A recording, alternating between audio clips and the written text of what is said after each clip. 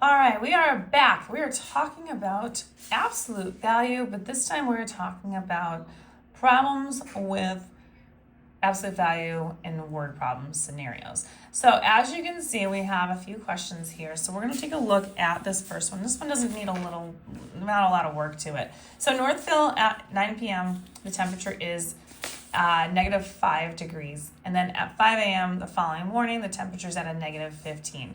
So we're looking at how many temperature differences that it changed. Well, it went from a -5 down to a -15. So that's still going in the same direction.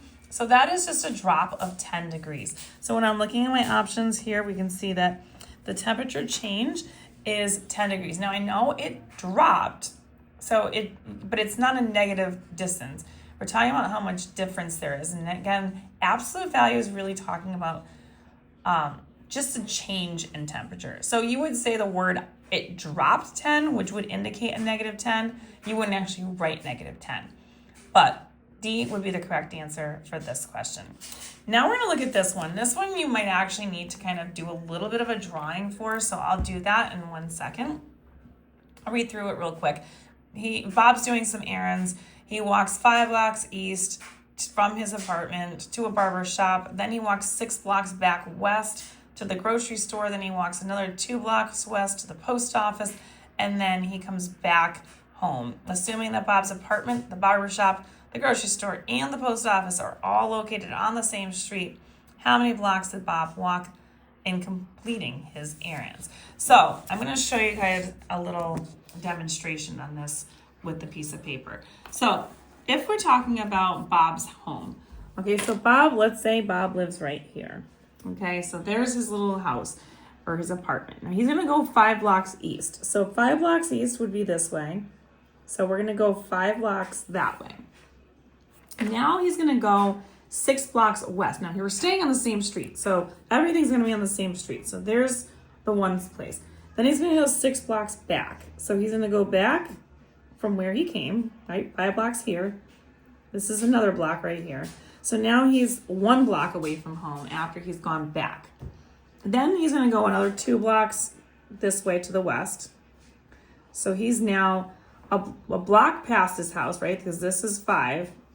This would be 1 block. Here's another 2. So that's now 3 blocks away from his house. And then he's coming back home. So he's got to go 3 blocks back that way. So there's a total of 5 plus 6, which is 11.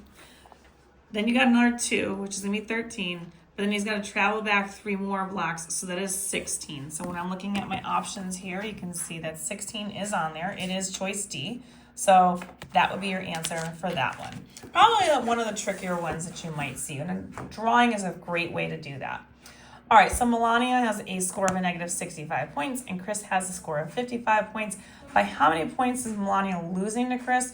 All right, so here we have a difference of, okay, in order for her to get to the positive, she'd need to increase her score by 65 points. But that's just going to get her to 0.